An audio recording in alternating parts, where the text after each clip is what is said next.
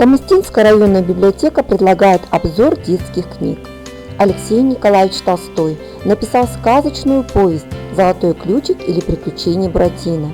Посвятил книгу своей будущей жене.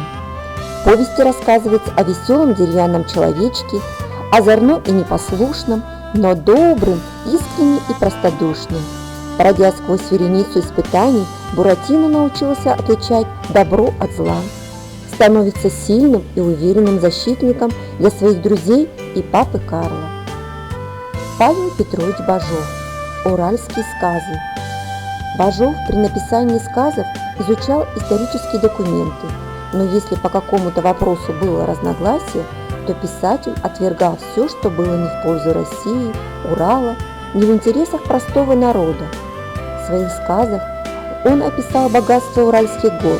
Как сказал Павел Петрович Бажов, сказы не зря придуманы, иные в покор, иные в научении, а есть и такие, что и вместо фонарика впереди. Сергей Владимирович Михалков, детский писатель. В 1935 году он поехал в пионерский лагерь, работал вожатым, ходил в походы, вел разговоры у костра, удил рыбу и в этом же году написал детскую поэму «Дядя Степа». Дядя Степа походил на своего автора, был высоким, веселым и доброжелательным. Самая главная черта дяди Степы – готовность помочь тем, кто в его помощи нуждается.